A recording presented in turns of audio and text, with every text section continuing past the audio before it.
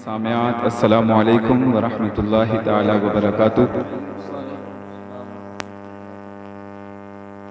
لک الحمد یا اللہ ونصلی ونسلم علیک یا رسول اللہ صلی اللہ تعالی علیہ وسلم۔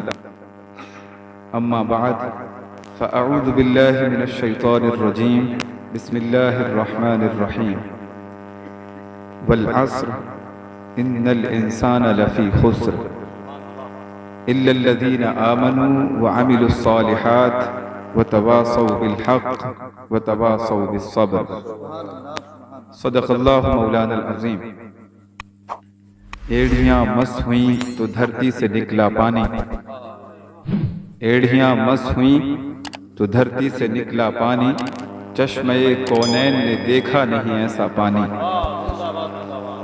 وہ آپ کو یاد ہوگا کہ جب بی بی ہاجرہ کا بیٹا اسماعیل پیغمبر جب پانی کی ضرورت پڑی تو ایڑیاں زمین سے جب ٹچ ہوئیں، مس ہو جاتی ہیں تو پھر پانی نکل آتا ہے، اور ایسا پانی نکلا کہ دنیا کی نگاہوں نے ایسا پانی کوئی دیکھا ہی نہیں۔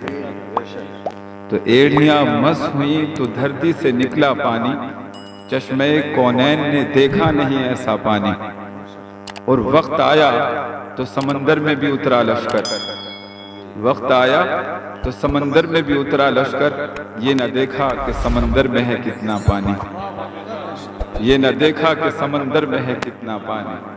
اور کون کہتا ہے کہ پانی کو ترستے تھے حسین، کون کہتا ہے کہ پانی کو ترستے تھے حسین، سچ تو یہ ہے کہ لب شبیر کو ترسا پانی، سچ تو یہ ہے کہ لب شبیر کو ترسا پانی۔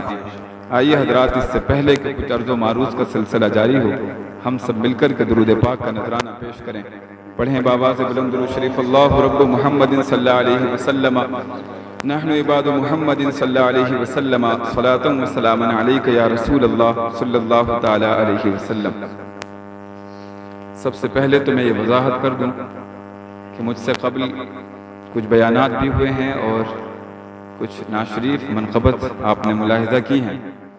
یہ سورہ عصر میں نے تلاوت کی ہے، بڑی چھوٹی سی سورت ہے، اور بظاہر ایسا محسوس ہوتا ہے کہ اس کا تعلق امام حسین سے کیا ہوگا، لیکن آپ سنیں گے تو محسوس کریں گے اور ایسا لگے گا کہ جیسے کہ یہ سورت نازل ہوئی امام حسین کے تعلق سے ہے۔ سبحان اللہ سبحان اللہ۔ ایسا محسوس کریں گے آپ۔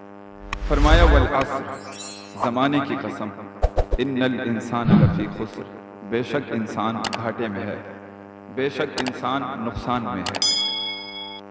فرمایا اے محبوب آپ کے زمانے کی قسم، انسان گھاٹے میں ہے۔ حالانکہ رب تو اگر کوئی بھی بات کہہ دے تو رب ہے، اس کی تو ہر بات قابل اعتبار ہے، قابل یقین ہے۔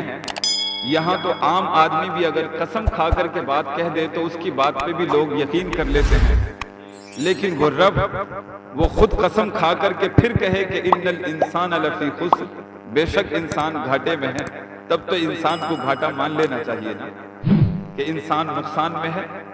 رب ہو اور وہ بھی قسم کھائے اور پھر بھی آگے کہے ان الانسان، بے شک انسان گھاٹے میں ہے، بلا شبہ انسان گھاٹے میں ہے، تب تو انسان کو گھاٹا اور نقصان مان لینا چاہیے۔ لیکن انسان اپنا نقصان ماننے کے لیے تیار نہیں ہوتا ہے، وہ تو کہتا ہے میں تو نقصان میں نہیں ہوں۔ وہ زمانے اور تھے کہ جب کہ پہننے کے لیے بھی لباس نہیں تھا، پیمند لگے کپڑے پہنتے تھے، لیکن آج تو ہمارے پاس میں لباس اتنے ہیں کہ ان کا نمبر بھی نہیں آتا، تو آج میں تو نقصان میں نہیں ہوں، میں تو گھاٹے میں نہیں ہوں۔ وہ کہتا ہے کہ وہ زمانے چلے گئے کہ جب کہ کھانے کے لیے بھی روٹیاں موجود نہیں تھی، کیسے کیسے کھانا کھایا کرتے تھے، لیکن آج تو ٹیبل پہ کبھی کبھی کھانے بھی اتنے موجود ہوتے ہیں کہ جن کا نمبر تک نہیں آتا، اور ہمیں کھانا بھی نہیں آتا کہ اس کو کھایا جائے یا پیا جائے۔ تو آج تو میں تو نقصان میں نہیں ہوں۔ وہ کہتا ہے میں تو نقصان میں نہیں۔ اس وقت وہ زمانہ دوسرا تھا کہ جب کہ چلنے کے لیے سواریاں بھی موجود نہیں تھیں، لیکن آج تو میں نے اتنی ترقی کر لی ہے کہ میں پانی کی تہوں میں اتر جاتا ہوں، پانی کے اندر میں تیر جاتا ہوں۔ آج تو میں نے اتنی ترقی کر لی ہے کہ میں خلاؤں میں پرواز کرتا ہوں، آج میں آسمانوں کی بلندیوں تک پہنچ چکا ہوں، میں گھاٹے میں نہیں ہوں۔ لیکن جس چیزوں کو یہ ترقی کے طور پہ شمار کر رہا ہے، وہ انسان کی ترقی تو نہیں ہے۔ اگر وہ پانی کی تہ میں اتر جاتا ہے تو انسان کی تو ترقی نہیں ہے۔ پانی کی تہ میں تو ایک مچھلی بھی تیر جاتی ہے، اگر انسان ہی جاتا ہے تو اس میں انسان کی ترقی کیا ہے؟ وہ تو حیوان کی ترقی ہے۔ اگر تو ہواؤں کے دوش پہ اڑ جاتا ہے تو انسان کی ترقی تو اس میں کہیں نہیں ہے۔ یہ تو ایک مکھی اور مچھر بھی اڑ جاتا ہے، تو اس میں تیری ترقی کیا ہے؟ تو اپنی ترقی کی باتیں بتاتا ہے، لیکن ترقی یہ نہیں کہ تو ہواؤں کے دوش میں اڑے۔ ترقی کی باتیں کرتا ہے، لیکن تو یہ تو بھول جاتا ہے کہ تیرے محلے میں کوئی بیوہ بھی رہتی ہے اور اس کو کھانے کے لیے وہ کھانا بھی میسر نہیں ہے، اس کے بچوں کے لیے کچھ کھانا میسر نہیں، کچھ یتیم بچے بھی ہیں، کچھ غریب لوگ بھی ہیں۔ یہ تو تجھے نہیں دیکھتا، تو ترقی کی کون سی باتیں کرتا ہے؟ یہ تو ترقی نہیں ہے۔ اللہ نے ارشاد فرمایا، اے محبوب زمانے کی قسم انسان گھاٹے میں ہے، تو ترقی کی باتیں کرتا ہے۔ تیرے ترقی کا عالم یہ ہے کہ ترقی دیکھیں کہ بندہ اگر نماز پڑھنے بھی جائے نا شہروں میں، تو اس کے جو بیت الخلاء کے جو لوٹے ہوتے ہیں ان کو بھی زنجیروں سے جکڑ دیا جاتا ہے۔ اس کی ترقی ہے کہ ان کو جکڑ دیا جاتا ہے، کہیں یہاں سے یہ لوٹا لے کر کے ہی نہ چلا جائے۔ بازاروں میں جاؤ، بازاروں میں جا کر کے دیکھو تو وہاں کے واٹر کولر پہ گلاس بھی وہ زنجیروں سے جکڑے ہوتے ہیں کہ کہیں گلاس لے کر کے نہ چلا جائے۔ حد تو یہ ہے کہ اگر جمعے میں 8 دن میں اگر 2 رکعت نماز ادا کرنے کے لیے چلا آئے اور وہ 2 چپل اگر نئے لے کر کے آ جائے تو بندے کی پیشانی تو سجدے میں ہے، لیکن دل سارا ادھر چپلوں پہ ہے کہ کوئی بندہ چپل لے کر کے نہ چلا جائے۔ تو ترقی کی بات کرتا ہے، ہواؤں کے دوش پہ تو اڑ جاتا ہے، پانی کی تہوں میں تو چلا جاتا ہے، لیکن ترقی تو تیری یہ نہیں ہے۔ اگر کوئی بندہ ایکسیڈنٹ کر جائے تو وہاں ہونا چاہیے تھا کہ اس کو ہاسپٹل لے کر کے جائے، اس کو سینے سے لگائے، لیکن تیری ترقی کی داستان یہ ہے کہ اگر کوئی روڈ پہ ایکسیڈنٹ ہو تو سب سے پہلے اس کی گھڑی کھولتا ہے، اس کی جیب سے موبائل نکالتا ہے اور اس کے پیسوں پہ پہلے قبضہ کرتا ہے، بعد میں کچھ دیکھتا ہے۔ وہ کہا تھا نا کسی نے، گھر کی آگ بجھی تو کچھ سامان بچا تھا جلنے سے، سو وہ بھی ان کے ہاتھ لگا جو آگ بجھانے آئے تھے۔ یہ ترقی ہے۔ فرمایا ان الانسان لفی خسر، بے شک انسان گھاٹے میں ہے۔ تو ترقی کی باتیں کرتا ہے، ایک پھوڑ زمین پر بھائی بھائی کا گلا کاٹنے لگتا ہے، بھائی بھائی کا گھر برباد کر دیتا ہے، اس کے لیے تمام کرنے کرتوت نہ جانے کیا کیا کرتا ہے۔ یہ تیری ترقی ہے، یہ تیری ترقی نہیں ہے۔ کہا اے محبوب اگر ترقی دیکھنی ہو انسان کو تو آؤ تمہارے زمانے میں۔ ترقی وہ تھی کہ یہاں ایک جنگ ہوتی ہے اور جنگ میں ایک بندہ جو کہ زخموں سے چور ہے اور وہ پریشان ہے، اسے پیاس لگتی ہے تو وہ کہتا ہے العطش، مجھے پانی چاہیے، پیاس لگی ہے۔ ایک جلدی سے بندہ دوڑ کر کے آتا ہے اور وہ ایک گلاس پانی لے کر کے آتا ہے، لیکن جیسے ہی وہ منہ سے لگاتا ہے تو بغل سے کرہانے کی آواز اور زیادہ آ جاتی ہے کہ العطش، پیاس لگی ہے، پیاس لگی ہے۔ وہ جلدی سے کہتا ہے کہ یہ پیالہ جلدی سے میرے بھائی کو دیں، شاید مجھ سے زیادہ اسے پیاس لگے۔ دوسرے کے پاس میں جاتا ہے تو وہ بندہ کہتا ہے شاید مجھ سے زیادہ تیسرے کو پیاس لگی ہو۔ ادھر سے کراہنے کی آواز آتی ہے، اس طرح وہ جلدی تیسرا بندہ کہتا ہے چوتھے کے لیے جلدی سے دوڑ کر کے جاؤ، شاید مجھ سے زیادہ میرے بھائی کو پیاس لگی۔ اسی طرح وہ ایک پیالہ پانی وہ 7 لوگوں کے پاس میں جاتا ہے، اور جب 7ویں شخص کے پاس میں جاتا ہے تو پہلے والے کی کراہنے کی آواز اور بڑھ جاتی ہے۔ وہ کہتا ہے 7واں شخص جلدی سے دوڑ کر کے ادھر جاؤ، شاید میرے بھائی کو مجھ سے زیادہ پیاس لگی ہو۔ جب وہ دوڑ کر کے ادھر آتا ہے تو اس کی روح نکل گئی۔ وہ جلدی دوڑ کر کے دوسرے کے پاس میں جاتا ہے، اس کی بھی روح نکلتی ہے۔ تیسرے کے پاس جاتا ہے، اس کی بھی روح نکل جاتی ہے۔ 7 لوگوں کی روحیں نکل جاتی ہیں اور ایک پیالہ وہ پانی بچ جاتا ہے۔ محبوب اگر آپ کو دیکھنی ہو کہ زندگی کا حسن کیا ہے، انسان کی کامیابی کیا ہے، انسان کی ترقی کیا ہے، کہ آؤ محبوب آپ کے زمانے میں کہ ایک پیالہ پانی ہے اور 7 لوگ ہیں، زندگی کی کشمکش میں ہے، زندگی اور موت یہ سامنے کھڑی بھی ہے، لیکن اس کے ایسے وقت میں بھی ایک بھائی اپنے بھائی کو ترجیح خیر خواہی کر رہا ہے، سبحان اللہ۔ صرف مومن بھائی ہیں، کوئی سگے بھائی تو نہیں تھے۔ یہاں تو ایک سگا بھائی بھی اگر بٹوارے کا معاملہ ہو تو جہاں تک دب سکے اس کو دبانا چاہتا ہے۔ سبحان انسانیت کا حسن اگر دیکھنا ہو تو آؤ محبوب آپ کے زمانے میں. بے شک. ان الانسان لفی خسر. انسانیت گھاٹے میں ہے. ساری انسانیت گھاٹے میں ہے تو پھر بچے گا کون؟ الا الذین آمنوا. فرمایا بچے گا وہ جو ایمان لے آئے گا, دامن محمد سے لپٹ جائے گا. یہ چار چیزیں بتائیں. پوری انسانیت گھاٹے میں ہے, لیکن جس شخص کے اندر چار چیزیں ہوں گی وہ بندہ بچ جائے گا. الا الذین آمنوا, ایک ایمان جس کے پاس ہو. دوسرا وعملوا الصالحات, نیک اعمال جس کے پاس ہوں. وتواصوا بالحق, اور حق کی وصیت کرے.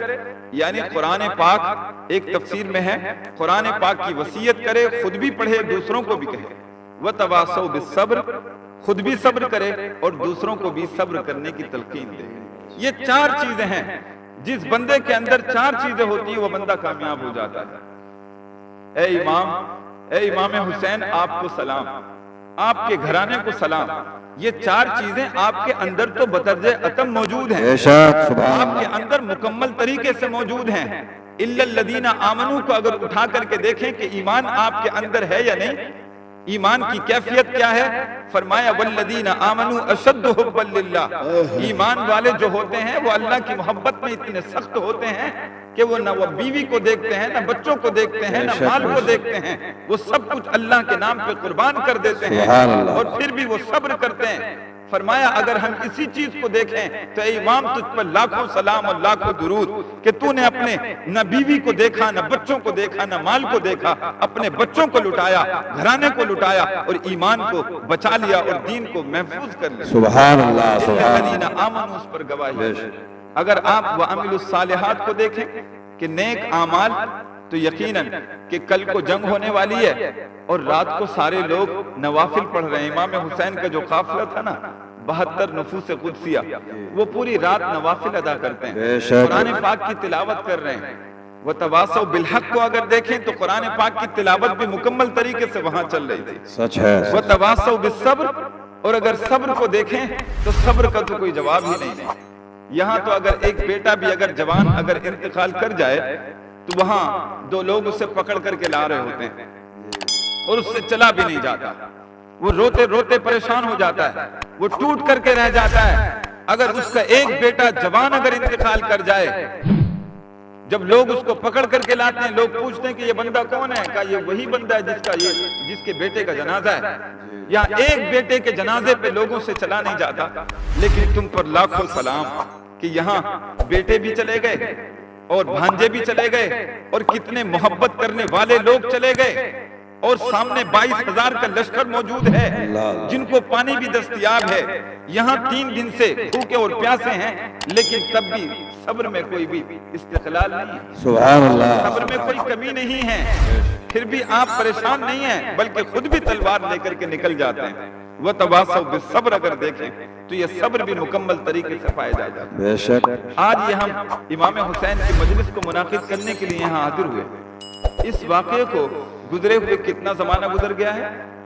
یہ حضور کے وصال کے 50 سال کے بعد میں واقعہ پیش آیا تھا. 61 ہجری میں 61 ہجری میں یہ 50 سال کے بعد میں واقعہ پیش آیا. اگر اس کو لگائیں تو تقریباً 1400 سال بن جاتا ہے. لیکن یہ جب محرم الحرام کا مہینہ آتا ہے تو یہ واقعہ ایسا لگتا ہے جیسے کہ کل ہی پیش آیا. جی. آج بھی امام حسین اپنے 72 ساتھیوں کے ساتھ موجود ہے زندہ. علی اصغر کے حلقوم میں جیسے ابھی تیر پیوست ہو, حضرت قاسم کو امام حسین اپنے کاندھے پر لے کر کے آ رہے ہیں. بالکل ایسا محسوس ہوتا ہے جیسے کوئی کل ہی گزر کے گیا ہو.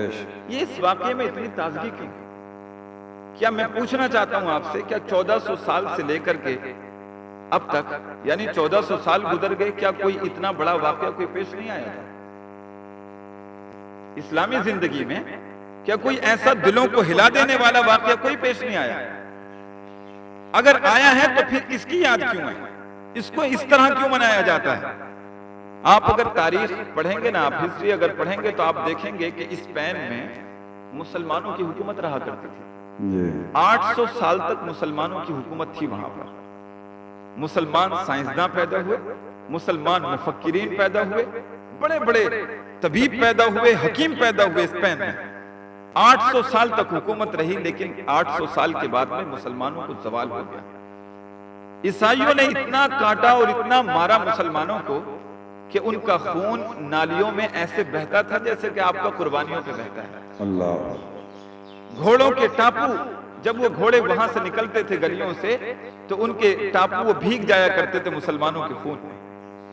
اسپین میں زوال ہو گیا، 800 سالہ حکومت وہ ختم ہو گئی اور لاکھوں کی تعداد میں مسلمانوں کو کاٹ دیا گیا، مار دیا گیا۔ میں پوچھنا چاہتا ہوں کہ یہ بھی تو ایک واقعہ تھا۔ کیا یہ دلوں کو ہلا دینے والا نہیں ہے؟ کیا یہ دلوں کو جھنجھوڑ کر رکھ دینے والا نہیں ہے؟ لیکن کیا آپ کو یہ یاد ہے؟ کیا آپ نے سن رکھا ہے اس سے پہلے؟ اگر سن رکھا ہے تو اس طرح منایا نہیں جاتا اس کو۔ بغداد کا زوال ہوا، بغداد میں اسلامی حکومت رہی، اور پھر اس کے بعد میں ایسا ہوا کہ وہاں کی لائبریریوں کو، جو مسلمانوں کی لائبریریاں تھیں، ان میں لوگوں نے ان کو کتابوں کو لیا اور دریائے دجلہ چلتی ہے بغداد میں، آج بھی ہے، تو ان ساری کتابوں کو اس میں ڈال دیتے، تلاش کر کر کے وہ کتابیں لاتے اور اس میں ڈال دیتے۔ 3 دن تک دریائے دجلہ کا پانی کتابوں کی سیاہی سے کالا ہو کر کے بہتا رہا۔ کیوں ڈالا انہوں نے؟ تاکہ مسلمانوں میں جانکار نہ پیدا ہو سکیں، مسلمانوں میں ڈاکٹر نہ بن سکیں، حکیم نہ بن سکیں، مفکرین پیدا نہ ہو سکیں۔ مسلمانوں کا زوال ہے یہ۔ اور پھر بعد میں مسلمانوں کو اتنا کاٹا اور دریا میں ڈال دیتے کہ 3 دن سے زیادہ تک وہ دریائے دجلہ کا پانی لال ہو کر کے بہتا رہا۔ کیا یہ دلوں کو ہلا دینے والا واقعہ نہیں ہے؟ آپ اسی ہندوستان کی سرزمین پہ دیکھیں کہ جب انگریزوں کی حکومت کا لاس چل رہا تھا نا، تو اس وقت کانپور میں چند لوگوں نے مل کر کے ایک مسجد بنانے کے فیصلہ کیا تھا۔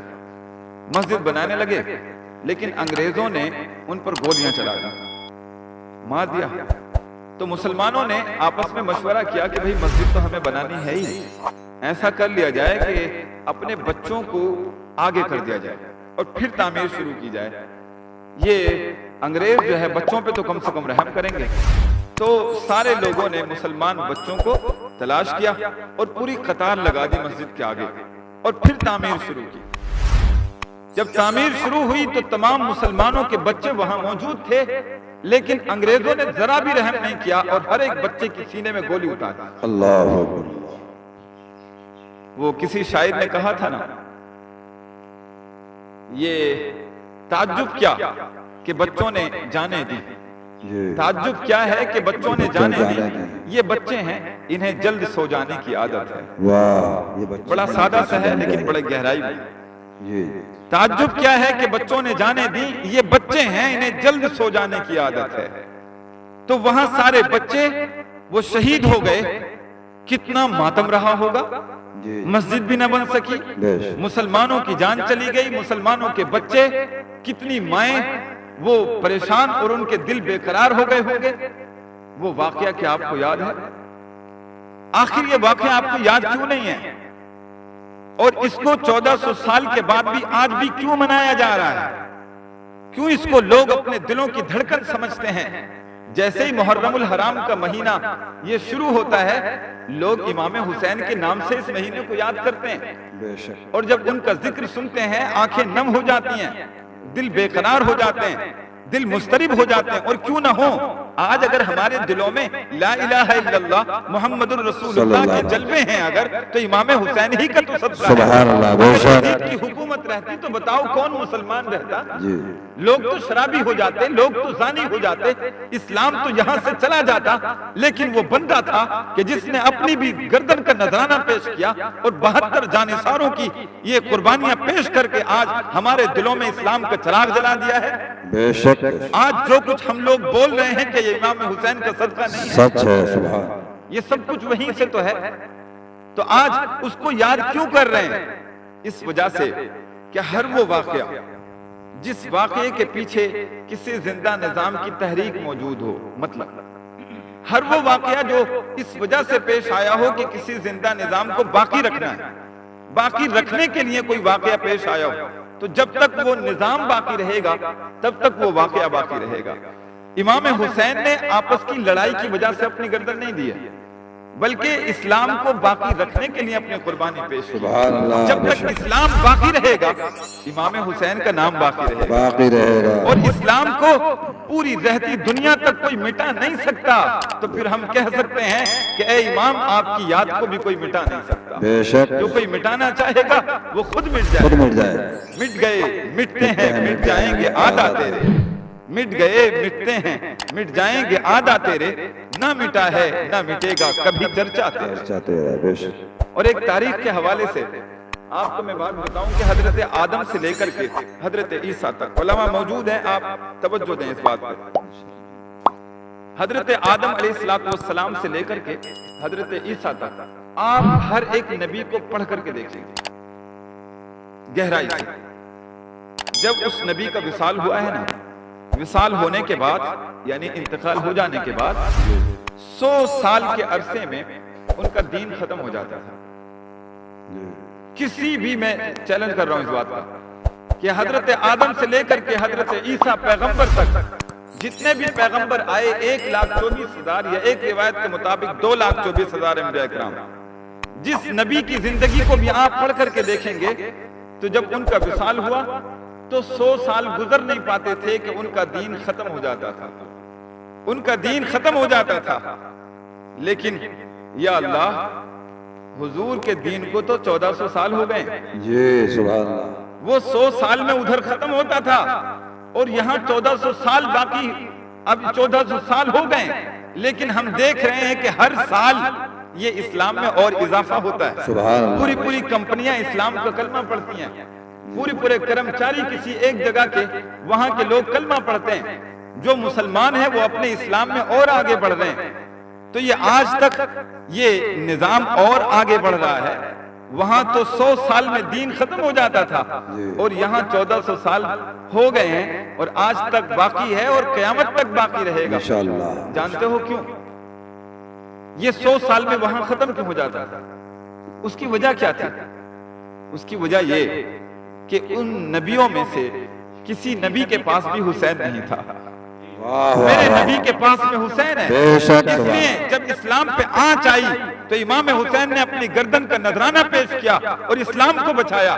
اب جب تک رہتی دنیا میں جب بھی اسلام پہ کوئی آنچ آئے گی، اس نظام کو کوئی مٹانا چاہے گا تو نہ جانے کتنے حسینی کھڑے ہوں گے اور وہ اپنی گردن کا نذرانہ پیش کریں گے اور اسلام کو بچا دیں گے۔ سبحان اللہ، نعرہ تکبیر، نعرہ رسالت، جشن شہیدان کربلا، فیضان شہیدان کربلا، علماء اہل سنت، فیضان اعلی حضرت۔ تو امام حسین نے یہ یزید کے ہاتھ میں ہاتھ نہیں دیا تاکہ اسلام کا نظام برباد نہ ہو جائے۔ وہ شرابی ہے، زانی ہے، بندروں کو نچاتا ہے، جانوروں کو آپس میں لڑاتا ہے، وہ ایک حاکم بننے کے لائق نہیں ہے، اسلام کا خلیفہ بننے کے لائق نہیں ہے۔ اس لیے آپ نے اپنے ہاتھ کو اس کے ہاتھ میں نہیں دیا تاکہ اسلام کا نظام باقی رہے، اور اپنے گھرانے کو کٹانا یہ مناسب سمجھ لیا۔ تاریخ میں آپ پڑھیں گے تو آپ دیکھیں گے کہ جب جنگ ہو گئی تھی تو اس کے بعد میں جب گھرانہ لوٹ گیا اور خیموں میں آگ لگ گئی اور تمام لوگ یہ اللہ سے جا ملے، تو اس وقت یہ یزید نے کہا تھا کہ ان کا حسین کا جو سر آ رہا ہے، سر تو لائیں لیکن ساتھ میں وہ ہاتھ تلاش کر کے لائیں تاکہ میں ہاتھ کو اپنے ہاتھ میں دوں اور پھر کہوں گا کہ حسین تو نے زندگی میں تو نہیں دیا لیکن آج مرنے کے بعد تو تجھے دینا پڑا کہ اس ہاتھ کو تلاش کیا جائے۔ لیکن تاریخ بتاتی ہے کہ لوگوں نے اس ہاتھ کو تلاش کرنا شروع کیا لیکن وہ ہاتھ ملا نہیں، اور وہ ملتا بھی کیسے؟ اللہ تبارک و تعالیٰ نے فرشتوں کے ذریعے سے اس ہاتھ کو غائب کرا دیا جی حفاظت فرمائے، تاکہ یہ کہہ نہ سکے کہ آج اگر حسین نے اپنے ہاتھ کی حفاظت کی کوشش کی تو اللہ نے بھی پھر حفاظت کی۔ سبحان اللہ، بے شک بے شک۔ تو یہ امام حسین نے اپنے گردن کو تو دے دیا لیکن ہاتھ کو نہیں دیا۔ لیکن ایک عجیب بات آپ دیکھیں گے، آپ جاتے ہیں نا کہیں، آپ جنگل میں جاتے ہیں کام کرنے کے لیے، تو اگر آپ کسی کھیت میں داخل ہوئے، اینکھ وغیرہ ہے، تو آپ اس میں جاتے ہیں تو آپ کا عالم یہ رہتا ہے جیسے ہی آپ داخل ہوں گے تو آپ فوراً ہاتھوں کو آگے کرتے ہیں نا، جی ہاتھوں کو آگے کرتے ہیں تاکہ وہ جو سامنے سے اٹیک ہے، سامنے سے جو حملہ ہے وہ کسی بھی چیز کا، تو وہ ہمارے سر پہ نہ ہونے پائے، ہمارے چہرے پہ نہ ہونے پائے۔ اس وجہ سے آپ اپنے ہاتھوں کو آگے بڑھاتے ہیں، اپنے چہرے کو بچاتے ہیں، اپنی گردن کو بچاتے ہیں، اور سارا وار اپنے ہاتھوں پہ لیتے ہیں۔ یہ دنیا کا نظام ہے، اپنے سر کو بچانے کے لیے، اپنے چہرے کو بچانے کے لیے ہاتھوں کو آگے کیا جاتا ہے۔ لیکن باہر امام، آپ نے دنیا کا نظام توڑا اور آپ نے ایسا نہیں کیا۔ لوگ تو اپنے سر کو بچاتے ہیں، ہاتھوں کو آگے کرتے ہیں، لیکن آپ نے ہاتھوں کو بچایا اور سر کو آگے کر دیا۔ سبحان اللہ، سر کو آگے کیا اور ہاتھوں کو بچا لیا۔ یہ سر تو کٹ سکتا ہے لیکن یہ سر جھک نہیں سکتا، یہ ہاتھ تیرے ہاتھ میں جا نہیں سکتا، اس لیے کہ یہ ہاتھ تنہا ہاتھ نہیں ہے، جی یہ ہاتھ وہ ہے کہ جو کہ حضور کا بھی ہاتھ ہے، حضور نے ہاتھوں میں کھلایا ہے۔ ابو بکر صدیق کا ہاتھ ہے، عمر فاروق اعظم ہے، عثمان غنی ہے، علی ہیں، میرے بھائی حسن ہیں، جس اسلام کی خاطر عمر فاروق اعظم کو شہید کر دیا گیا، جس اسلام کی خاطر عثمان غنی پر 40 دن پانی بند کر دیا گیا، جس اسلام کے بچانے کی خاطر میرے باپ کو شہید کر دیا لوگوں نے، جس اسلام کو بچانے کے لیے میرے بڑے بھائی حسن کو 6 مرتبہ زہر دے دیا گیا، کیا میں آج اس کے ہاتھ میں ہاتھ دے دوں اور اسلام کے نظام کو برباد کر لوں؟ کہا نہیں، ہاتھوں کو پیچھے کیا جائے گا، آج دنیا کا نظام توڑا جائے گا، ہاتھوں کو پیچھے کرو، گردن کو دو، ہاتھ نہ جانے پائے، گردن بھلے ہی چلی جائے۔ سبحان اللہ، امام حسین نے اپنے ہاتھ کو نہیں دیا تاکہ نظام برباد نہ ہونے پائے۔ بہت خوب، لیکن آج میں آپ سے پوچھنا چاہتا ہوں، امام حسین نے اپنے بچوں کی قربانیاں پیش کر دی اور اسلام کو بچا لیا۔ آج آپ کہتے ہیں نا ان پہ لاکھوں سلام، لاکھوں درود، ان پہ سلامتی بھیجنا جائز ہے یا نہیں؟ بتائیے، میں آپ سے پوچھنا چاہتا ہوں، بتا دیجئے ان پہ آپ سلامتی بھیج سکتے ہیں کہ نہیں؟ میں بار بار اسی وجہ سے یہ لفظ استعمال کر رہا تھا تاکہ آپ کو یاد آ جائے۔ اے حسین، تجھ پہ لاکھوں سلام اور لاکھوں درود جی کہ آپ نے اپنے گھرانے کو کٹایا، گھرانے کو لٹایا، لیکن ہمارے دلوں میں اسلام کے چراغ روشن کر دیا۔ وہ سلامتی بھیجنے کے لائق ہیں کہ نہیں؟ بے شک، کربلا کی زمین اور امام حسین اس شہید محبت پہ لاکھوں سلام، تو سلامتی بھیجنے کے تو لائق ہے نا؟ کیوں بھیجنے کے لائق ہے؟ اس لیے کہ انہوں نے اسلام کا چراغ ہمارے دلوں میں روشن کیا ہے۔